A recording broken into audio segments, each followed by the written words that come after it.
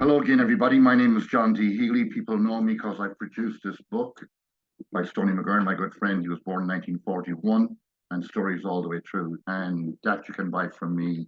The book you can get on Amazon, and it's also on audio. I'm sponsored by Liffey Movers, Liffey Van Lines. They're a moving company here in New York City. When it comes to moving, let Liffey do the lifting. So my guest today is Jonathan W. Jonathan, can you hear me? I can. Yep. Good to be here. All right, good to have you on as a guest today. Cool. Well, for starters, I grew up in Chattanooga, Tennessee. It's a little bit north of the Georgia-Tennessee border. Gosh, influences. I guess when it comes to actually, yeah, I don't really know who my influences would be. Maybe Well, Derek.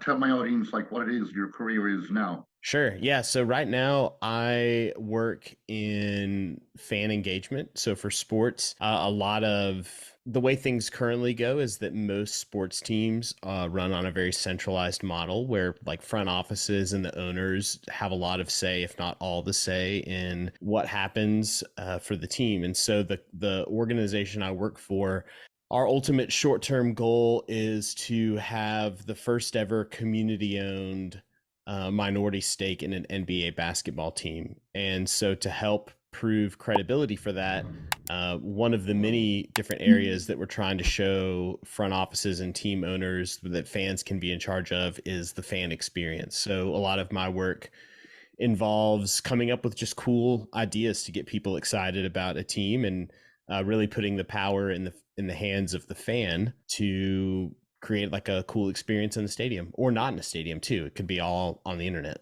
Okay, so it sounds like it involves a lot of branding. Would I be right in saying that?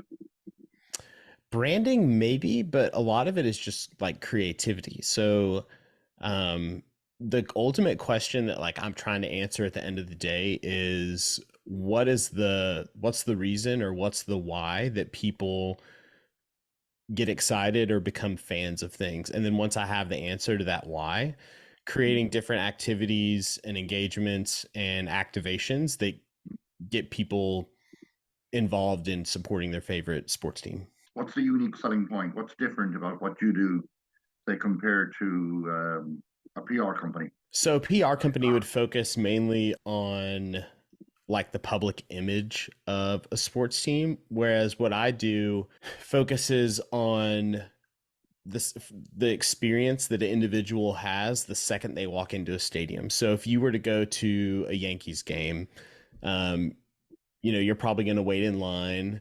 And then once you get in the game and the game begins, there are little things that the stadium does to draw in fans between innings. Like there's some games they put on the big board. There's advertisements. There's they'll pull fans in onto the field for different games, and Mhm. those things are all built to kind of keep the momentum going in the stands and have Right. fans make fun, well, not make fun, but have fans Enjoy. be involved in the game. Yeah. So what I do then take the things that the stadium does, and rather than have the stadium be the or like the Yankee staff be the ones generating that energy, what I'm trying to help companies and front offices understand is that if you put the power in the hands of the fan during the game, Mhm. they're the ones who can get themselves excited. And it's all about like how much power are you willing to relinquish to the fan to allow them to create an experience.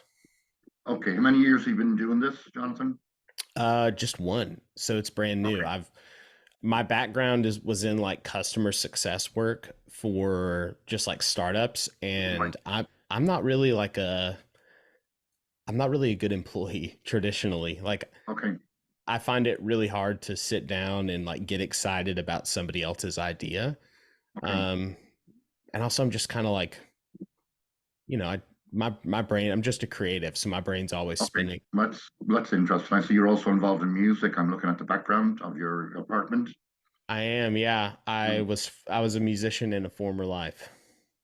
The last time I interviewed somebody here that I looked at the wall behind them and saw a guitar, it was a scientist from Sun Catering. And I did tell him to stay with the day job and keep away from the music. But in your case, music seems to be your original gift, I guess. And I guess that brings the creativity along with it. So Let me see what other questions. So you're only 1 year in. You obviously it's a fresh new idea. Where does the So revenue? the organization that I'm involved with is called Krause House, and it's named after the former owner of the Chicago Bulls in the 90s, Jerry Krause. And I am more a contributor slash consultant. The Okay, revenue comes from just different clients I have. Like okay, they they pay me to do fan engagement. So right now, one of my clients I work with. There's a basketball league in Atlanta called hmm Overtime Elite, hmm and they are a league that it's sort of like an NBA prep league, but instead of college students being their target, they're training like high schoolers to get ready for the NBA. And okay, then another client that I have is a MMA fighting league called Karate Combat, okay. and most of what I do is in Web3. So I don't know if are you familiar with like cryptocurrency and all that Yeah, fun stuff? I'm familiar with it. Yes. So Web3 is not necessarily like the buying and trading of like cryptocurrency, Mhm, but the technology behind cryptocurrency is this idea of like decentralization. So if I were to pay you $50 mhm. on my bank account, it would say Jonathan sent John Healy $50 and your like account ID would show up. Okay. So when people send and trade Bitcoin or whatever else, it lives Mhm, on this ledger called the blockchain. And that ledger isn't mhm. controlled by the banks. There's no like one big person in charge. And like internet ecosystem right now, and we're kind of slowly transitioning out of what's called the Web 2 phase. So there are like internet giants like Google and like Apple and YouTube, and they all like if you own or if you do something on the internet, chances are there's a bigger company who has like at the end of the day they have control kind of what you do. Okay. So the internet's shifting into this decentralized model, and this is where like Web3 and the blockchain comes in, where people are now creating things on the internet and there's no moderation, like there's no moderator. There's Okay. what they're doing is like totally deregulated, and that's kind of what the idea behind what I do is that rather than like sports being controlled by the owners and the front offices, my organization Krause House is trying to experiment with the idea of what would it look like if sports teams were decentralized, if there was no like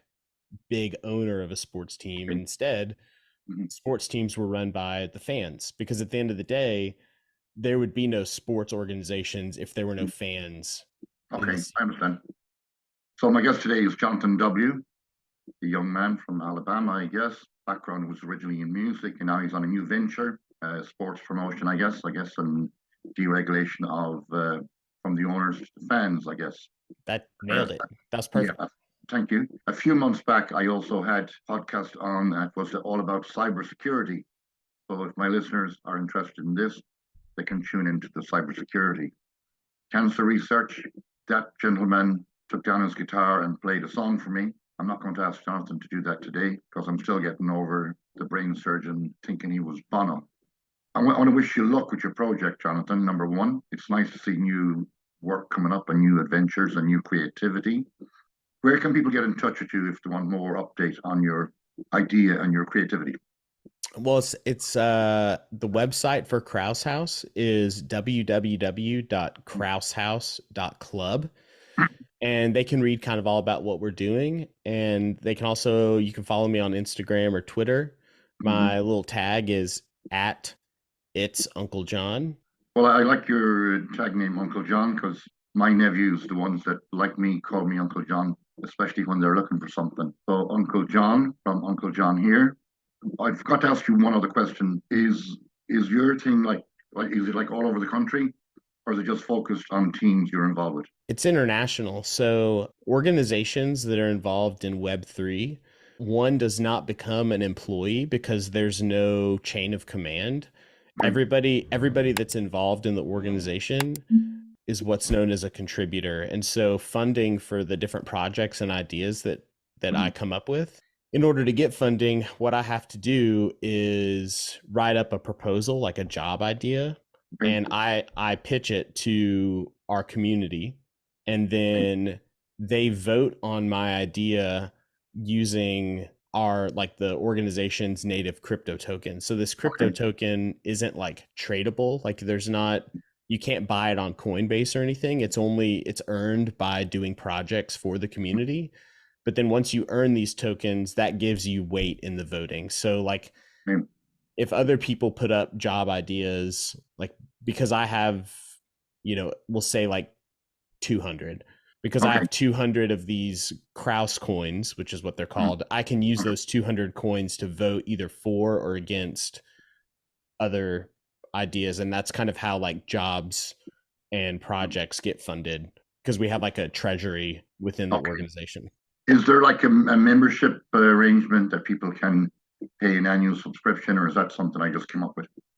No, that's the good question. So anybody can join. The all of the communication and like the digital community is done online. It's through Discord. So you can join this Discord platform and kind of be involved in everything that's going on. And then to get like full access to the Discord, there's a membership, and that membership is purchased by purchasing an NFT for the community. So buying the NFT will unlock the full Discord platform, Okay, and that's how you can do jobs okay. and stuff. All right. Sounds very interesting. I might back to the music. Are you still gigging, I guess? I don't gig as much anymore. Are you a musician? I've interviewed so many. I interviewed Charlie McGettigan here 2 weeks ago. He won the Eurovision Song Contest, and I I grew up saw. in a yeah, I grew up in a ballroom and old dance hall. So I've been listening to bands and music since about the age of 5 years old. So I very much tuned that way, even though I kind of play. I've interviewed Alex as well. She's from Bulgaria. She's been playing the piano since the age of 5. Check her out. Ernie Savage is here in New York. He creates. You might enjoy him. He creates very creative. He creates jingles like for the news station or the weather station, like a 3 or 4 second just jingle, and he makes his living from that as That's well as. awesome. And then other musicians I've interviewed there, John Malone, you'll get him. Charlie Getting has a book as well that explains about winning the Eurovision Song Contest. So check those out. And for my listeners as well, check out Jonathan W. He's my guest today. So till we talk again, I'll say Slán Abhaile. Yeah.